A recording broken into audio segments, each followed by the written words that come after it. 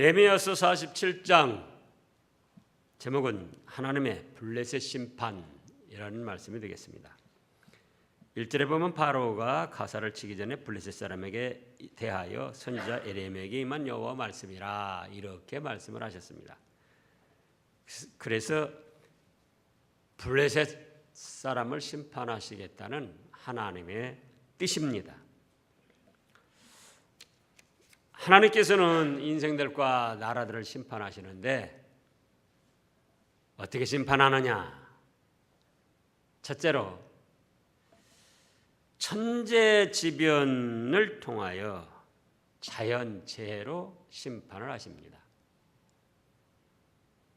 우리가 생각하는 하늘에서 이 진동하고 여러 가지 재앙을 내리는 변화가 있다.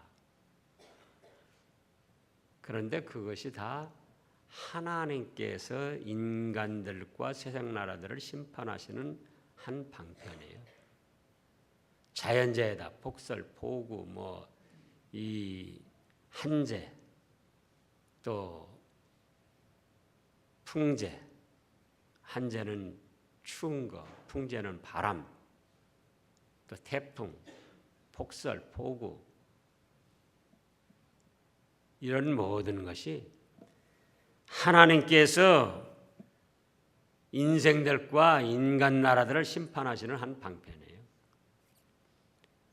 이걸 모르니까 자꾸 인간의 어떤 지식, 과학으로 생각해가지고 무슨 엘니뇨 현상이다, 라니뇨 현상이다, 뭐가 어떻게 해서 그랬다. 인간들의 이제 생각으로만 그치는 거죠. 그러나 우리 역사를 보면 예전에도 이 천재지변이 있을 때 왕들이 뭐라고 그랬습니까? 짐이 부족하여 하늘이 노하셨다. 그러면서 당신은 하나님을 몰랐지만 하늘에 계신 하나님 앞에 겸손히 자기 자신들을 굴복하며 하늘의 도움을 구했죠. 둘째로는 여러 가지 전염병과 질병으로 심판을 하십니다. 인간 세상에 놔두는 여러 가지 질병, 전염병, 그것이 단순한 전염병, 무슨 인간들의 부주의와 어떤 잘못으로 인해서 일어나는 그런 질병들이 아니에요.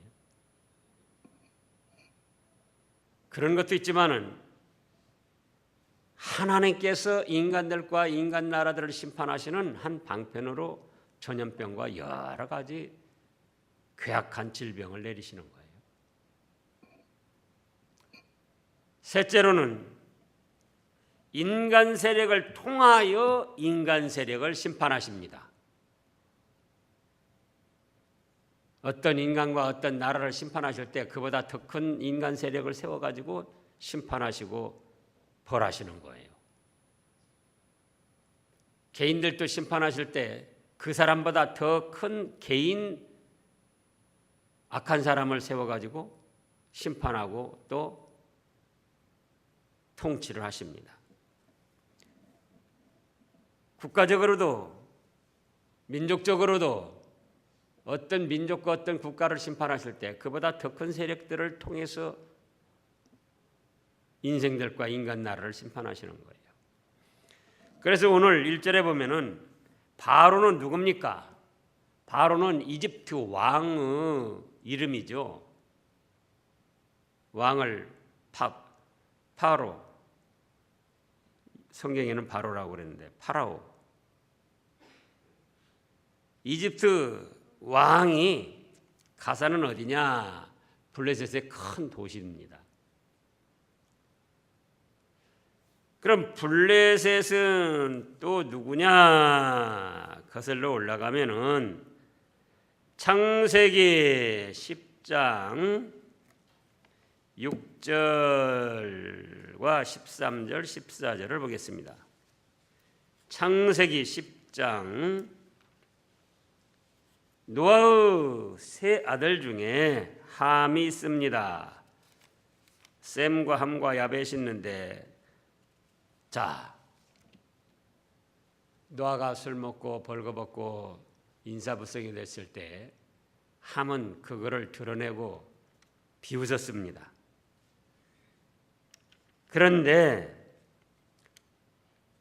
10장 6절을 보면은, 자, 함의 아들은 구스와 미스라임과 붓과 가나안이요.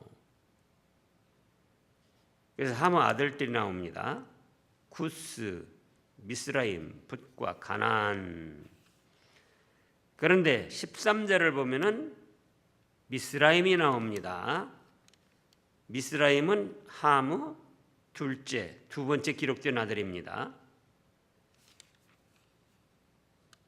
그런데 미스라임은 루딤과 아남임과 르합임과 납두임과 바두로심과 그 다음에요 가슬루힘과 갑도림을 낳았더라.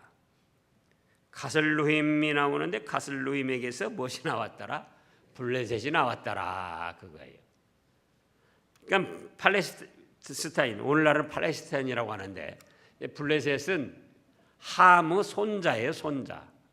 함의 손자의 자손들이 팔레스타인이 된 거예요. 또 갑도림, 바로드심, 하빔, 납두임 뭐 이런 사람들은 다 형제들이고. 그런데 함은 어떻게 됐습니까? 함은 어떻게 됐죠? 저주를 받았죠. 예? 자, 9장, 지금 창세기 9장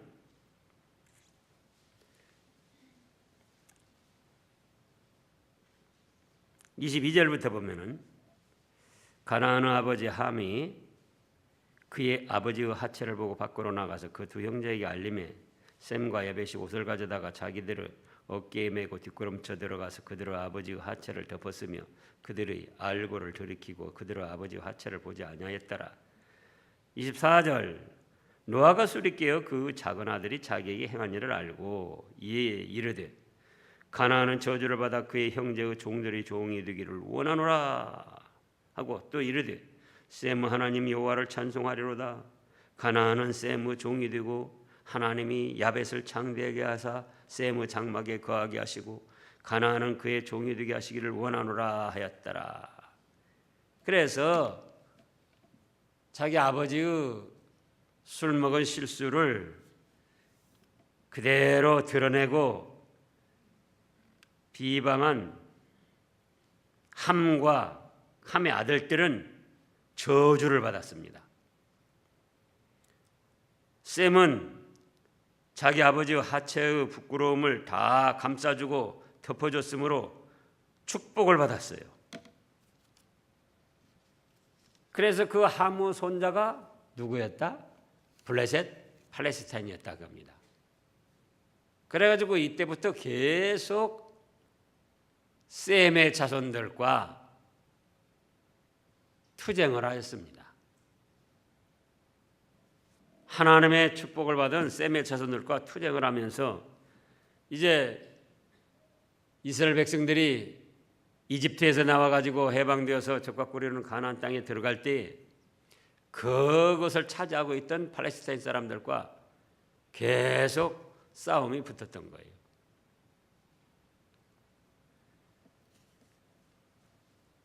그래서 이 팔레스타인 사람들은 이스라엘 자손에게 가까이 있는 대적들입니다. 멀리 있는 대적들은 이집트나 또 이 바벨론을 뜻하고 팔레스타인은 거슬러 올라가면 다 노아의 자손들이요 아브라함의 자손들이요 가까이 있는 대적들이에요. 그래서 그들이 끊임없이 이스라엘 족속들을 괴롭히고 이 분쟁을 일으켰는데 이제 그것을 때가 되니까 하나님이 심판하신다는 거예요. 하나님이 심판하시는데 더 큰 팔레스타인보다 더 큰 바로 세력을 통해서 심판하시는데 그 심판하시기 전에 이 팔레스타인 사람들을 또 누구를 통해 심판하시느냐? 2절을 보면은 여호와께서 이와 같이 말씀하시되 보라 물이 북쪽에서 일어나 물결치는 시내를 이루어 그 땅과 그 중에 있는 모든 것과 그 성읍과 거기에 사는 자들을 휩쓸리니 북쪽에 있는 물이라는 거예요. 그럼 물을 뜻하는가? 아니고 물처럼 막을 수 없이 물밀듯 밀려오는 북쪽의 바벨론 세력들을 뜻합니다. 그래서 이집트의 파라오가 팔레스타인을 치기 전에 북쪽에 있는 바벨론 세력을 통해서 그들이 물밀듯 물결치듯 소용돌이 치며 쳐들어와 가지고 팔레스타인을 벌할 것을 말씀하신 거예요. 사람들이 볼 때는 무슨 영역 다툼 또 무슨 자존심 싸움 그래가지고 큰 나라 작은 나라 침략해가지고는 그렇게 됐다 그렇게 볼 수가 있는데 그게 아니고 어째서 그렇다고요? 인간 나라들을 심판하시는 하나님의 방편 중에 인간의 세력을 더 큰 인간의 세력을 통하여 심판하시더라 그겁니다. 오늘날 현실도 그래요.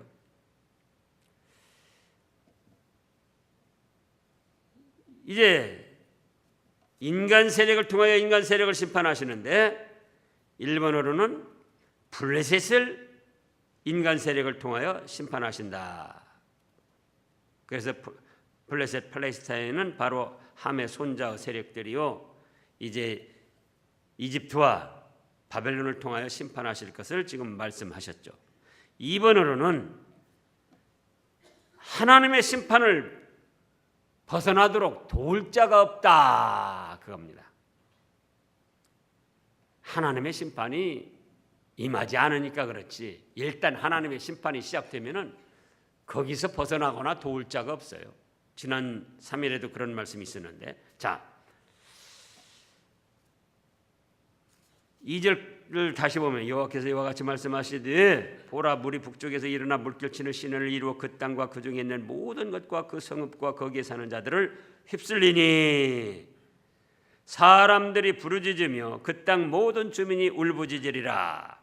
군마의 발굽 소리와 달리는 병거 바퀴가 진동하는 소리 때문에 그 다음에요 아버지의 손맥이 풀려서 자기의 자녀를 돌보지 못하리니 어려움을 당하면은 그래도 안타까워하며 제일 도와주고자 하는 것이 부모입니다.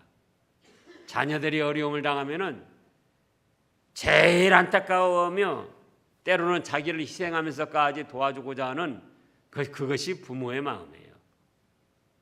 그런데 그 아버지 자신까지도 지금 심판을 당하게 되기 때문에 손맥이 풀려서 누구를 돌보지 못한다? 자녀를 돌보지 못한다는 거예요. 아무리 사랑하는 자녀들이라 할지라도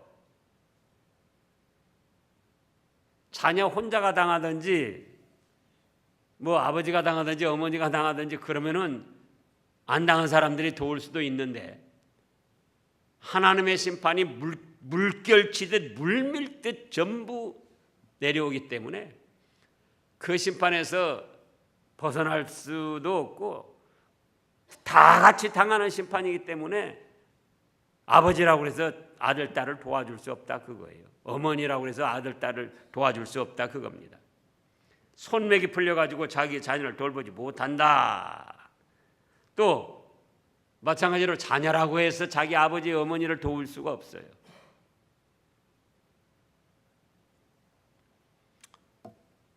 (3번으로는) 하나님의 심판에 그들의 신들도 돕지 못한다 그겁니다. 지금 5절을 보면은 4절 5절을 보면요. 이는 블레셋 사람을 유린하시며 두로와 시돈에 남아있는 바 도와줄 자를 다 끊어버리시는 날이 올 것임이라. 두로와 시돈은 블레셋하고는 먼 거리에 있는 사람들이에요. 이제 두로와 시돈도 나중에 심판당하는데 아직 심판당하기 전에 팔레스타인만 심판당하고 있는데 아직 심판을 당하지 않은 두로와 시돈이라고 할지라도 거기서도 도와줄 수 없다 그겁니다. 그래서 하나님의 심판을 벗어나도록 도울 자가 없다. 여호와께서 갑돌섬에 남아있는 블레셋 사람을 유린하시리라. 갑돌섬 아까 창세기 10장 13, 14에 나오는 바로 블레셋 형제입니다. 그러나 형제도 도와줄 수가 없다는 거예요. 자기도 징벌을 받고 심판을 받는데 형 아우 해도 그것도 못 도와준다는 거예요. 그리고 3번은 하나님의 심판에 그들의 신들도 돕지 못한다 그랬는데 5절을 보시자고요. 가사는 대머리가 되고 아스글론과 그들에게 남아있는 평지가 잠잠하게 되었나니. 5절 가사는 뭐라고 그랬습니까? 1절에 나오는 블레셋의 큰 도시들이다. 대머리가 되었다. 이건 머리가 대머리가 됐다는 것이 아니고 대머리가 된 것처럼 가사 도시에 있는 모든 것이 다 심판받아 휩쓸려 가지고 아무것도 안 남게 됐다 그거예요. 대머리 머리 위에 아무것도 안 남잖아요. 그런 것처럼 가사라는 도시가 크고 작은 건물 또 거기 사는 사람들이 다 하나님의 심판을 받아가지고 휩쓸려 가지고는 그냥 아무것도 남지 않게 됐다는 거예요. 대머리처럼. 또 아스글론도 팔레스타인의 유명한 도시인데요. 그들에게 남아있는 평지가 뭐라고 그랬습니까? 잠잠하게 되었다. 이미 망하게 돼서 더 이상 소리치는 사람도 없다 그거예요. 아이고 죽겠네 신음만 하는 사람도 없다 그겁니다. 다 심판을 받아서 무너지고 평지가 되고 쥐죽은 듯 고요하다 그거예요. 뭐 사람이 남아 있어야 조금 뭐 아파야 신음이라도 하고 아이고 좀 살려주세요 하는데 그렇게도 할 수 없이 다 잠잠하게 멸망을 당했다는 거예요. 그런데도 네가 네 몸 100일을 어느 때까지 하겠느냐 이렇게 말씀하셨어요. 자기 몸을 막 베고 피를 흘리고 상하게 하는 거예요. 자기 스스로. 왜 그런가? 이거는 자기의 신에게 호소하고 신의 도움을 받기 위해서 그렇게 한 거예요.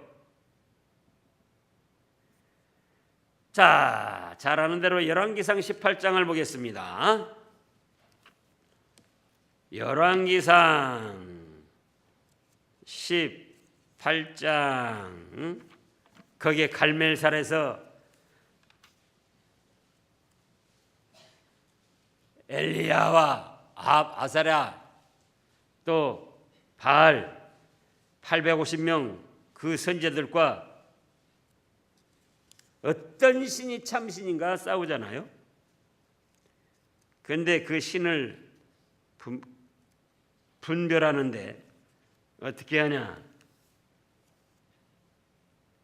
재물을 쌓아놓고 하늘에서 불이 내려와서 그 재물을 살려는 그 신이 참신이라고 하고 지금 그렇게 하는 겁니다.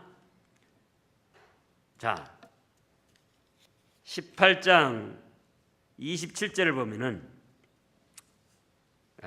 그 전부터 보죠. 25절부터. 엘리야가 바알 선지자들에게 이르되 너희는 많으니 먼저 송아지 한 마리를 택하여 잡고 너희 신의 이름을 부르라. 그러나 풀은 붙이지 말라. 26절 그들이 받은 송아지를 가져다가 잡고 아침부터 낮까지 바알의 이름을 불러 이르되 바알이여 바알이여 우리에게 응답하소서 하나 아무 소리도 없고 아무 응답하는 자도 없으므로 그들이 그 쌓은 제단 주위에 뛰놀더라. 정오에 이르러 엘리야가 뭐라고 합니까? 조롱하여 이르되 더 큰 소리를 부르라. 그는 신즉 묵상하고 있는지, 혹은 그가 잠깐 나갔는지, 혹은 그가 길을 행하는지, 혹은 그가 잠이 들어서 깨워야 할 것인지 더 큰 소리로 부르라. 그러니까는 바알 선지자, 아사랴 선지자 이 사람들이 얼마나 지금 엘리야의 조롱에 약도 오르고 자기 신이 왜 이렇게 대답을 않는가, 응답을 않는가 무심하기도 하고, 또 거기서 만약에 아무 응답이 없으면 자기들이 너무나 지금까지 헛짓을 하고 부끄럽게 되는 것을 생각하고 있는 힘을 다해 큰 소리로 부르는 거예요. 바알이여 응답하소서. 그리고는 그들의 규례를 따라 28절 읽어보시라고요. 예, 그들이 큰 소리로 부르고 그들의 규례를 따라 피가 흐르기까지 칼과 창으로 그들의 몸을 상하게 하더라. 바알 신에게 지금 호소를 하는 거예요. 도움을 청하면서 내가 이렇게까지 몸을 상하게 하고 마음을 상하게 하면서 호소를 하는데 안 들어줄 겁니까? 바알 신이요. 그런데 29절에 뭐라고 그랬습니까? 이같이 하여 정오가 지났고 그들이 미친 듯이 떠들어 저녁 소재 들을 때까지 이르렀으나 아무 소리도 없고 응답하는 자나 돌아보는 자가 아무도 없더라. 엘리야가 모든 백성을 향하여 이르되 내게로 가까이 오라. 백성이 다 그에게 가까이 가며 그가 무너진 여호와 제단을 수축하듯 야곱 아들들의 지파의 수요를 따라 엘리야가 돌 12개를 취하니 이 야곱은 옛적에 여호와의 말씀이 임하여 이르시기를 네 이름을 이스라엘이라 하리라 하신 자더라. 그가 여호와의 이름을 의지하여 그 돌로 제단을 쌓고 제단을 돌아가며 곡식 종자 두세 알을 둘 만한 도랑을 만들고 또 나무를 버리고 송아지를 각을 떼서 나무 위에 놓고 이르되 통 넷에 물을 채우다가 번제물과 나무 위에 부으라 하고 또 이르되 다시 그리하라 하여 다시 그리하니 또 이르되 세 번째로 그리하라 하여 세 번째로 그리하니 물이 제단으로 두루 흐르고 도랑에 물이 가득 찼더라. 저녁 소재 드릴 때에 이르러 선지자 엘리야가 나가서 말하되 아브라함과 이삭과 이스라엘 하나님 여호와여, 주께서 이스라엘 중에서 하나님이신 것과 내가 주의 종인 것과 내가 주의 말씀대로 이 모든 일을 행하는 것을 오늘 알게 하옵소서. 여호와여 내게 응답하소서. 내게 응답하소서. 이 백성에게 주 여호와는 하나님이신 것과 주는 그들의 마음이 되돌이키심을 알게 하옵소서 하매 38절 읽어보세요. 이에 여호와가 불이 내려서 번제물과 나무와 돌과 흙을 태우고 또 도랑을 물을 핥은지라. 보세요.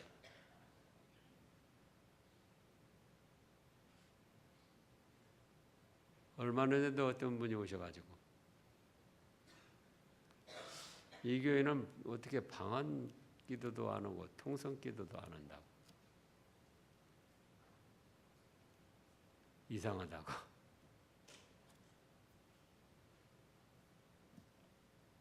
근데 그분이 오게 된 것이 오늘 또 오셨는지는 모르겠어요. 여기 풍암주급 여러 교회를 가봤다는 거예요.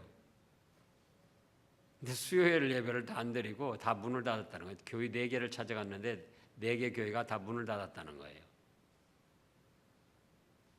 그래서 어디 문 열린 데 없나, 수요 예배 드리는 데 없나 찾아봤더니 여기 왔는데, 신학교에 왔는데, 신학교에는 또 뭘 하네요.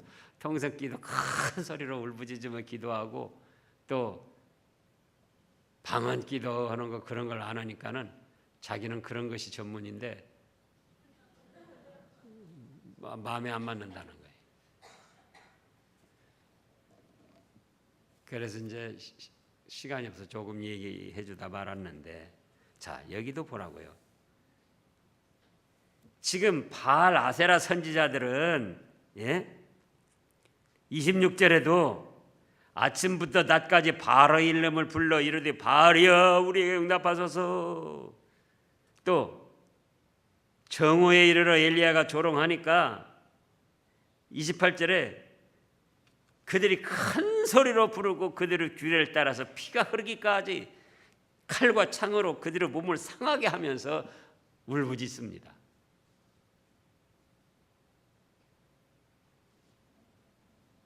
야, 너희 신이 묵상을 하는지 잠깐 나갔는지 길을 또 행하여서 멀리 있어서 잘 못 들을 수 있으니까 더 큰 소리로 부르짖어라. 잠들어서 잠들었는지도 모른다야. 그러니 더 큰 소리로 부르라. 우리 하나님은 어떤 하나님이라고요? 전지전능하신 하나님이시잖아요.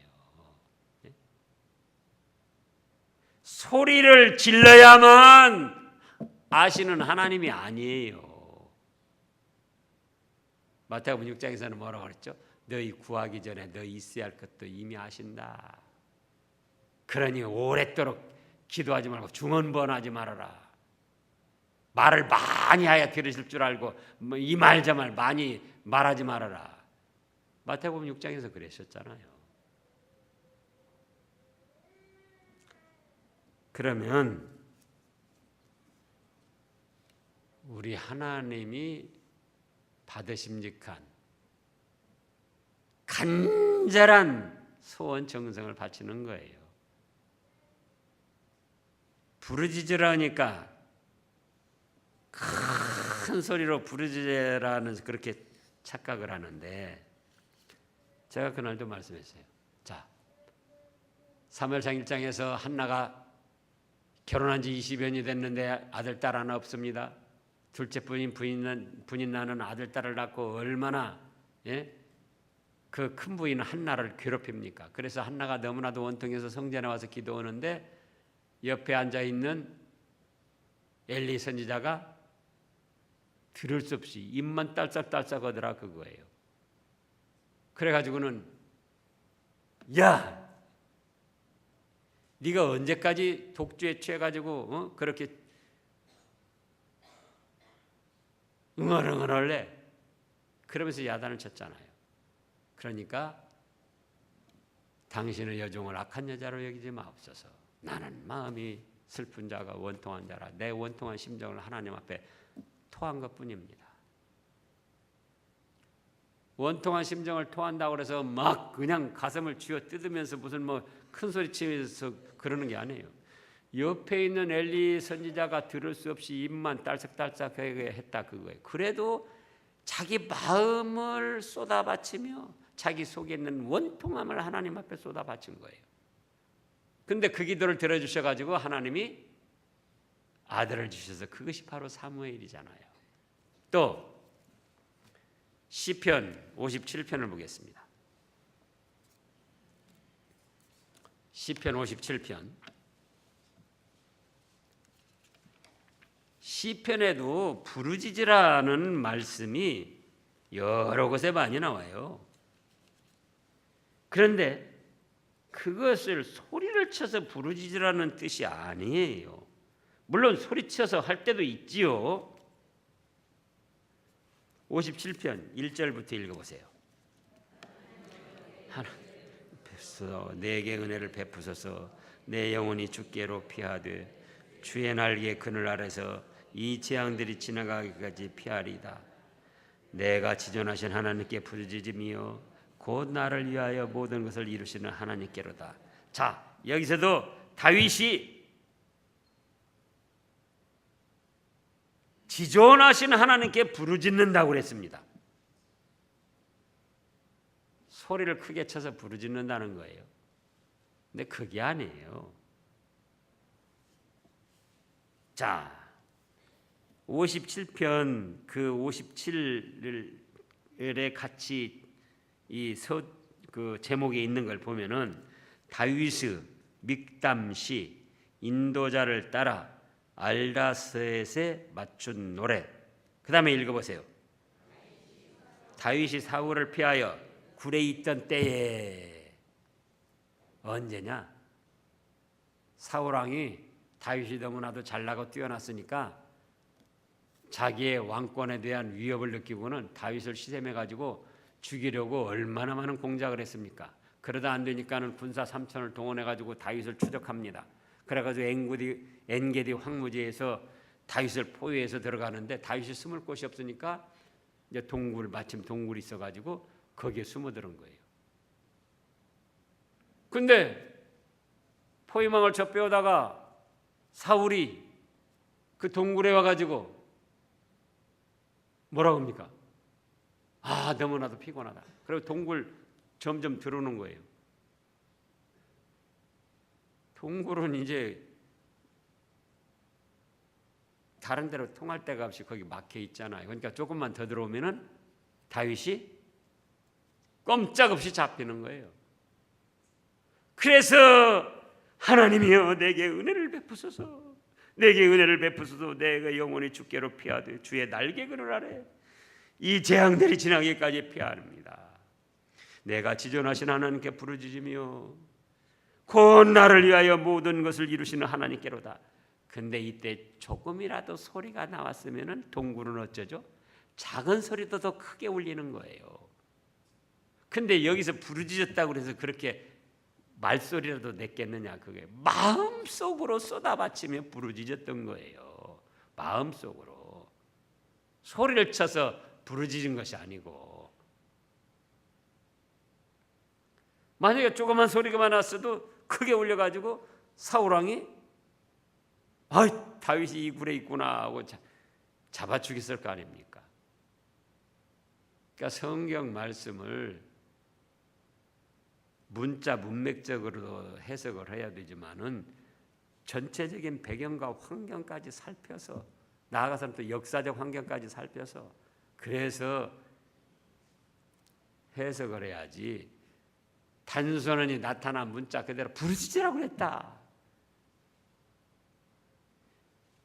또 시편에 보면 입을 크게 벌리라고 그랬어요. 입을 크게 열어라. 벌려라.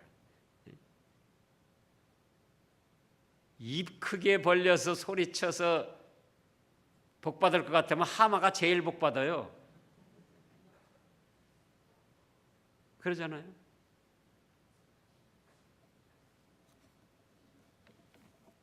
그래서 다른 신을 섬기는 사람들이 이렇게 부르짖고 자기 몸을 상하고 막 칼로 베며 섬겼다 그거예요. 그런데 오늘 47장 예레미야서 47장에서 이미 가사는 대머리가 된 것처럼 다 쓸려 없어졌고 아스글론도 평지가 돼서 다 잠잠하게 돼서 신음소리도 나지 않고 다 지금 망했는데, 아니 그런데도 너는 그것도 모르고 계속 너의 신을 찾으면서 호소하고 의지하냐? 해봐라. 너희 신도 함께 심판을 받는다.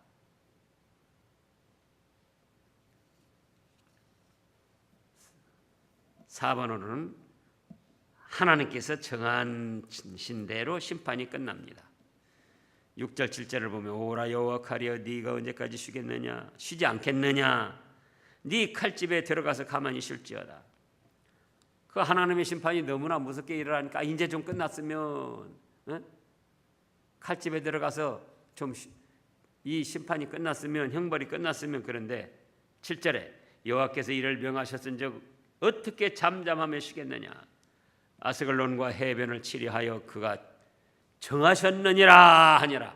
그래서 모든 심판은 하나님이 정하신 때가 돼야 끝이 나는 거지, 사람으로서는 그 어떤 것으로도 피하거나 면할 수 없다 그겁니다.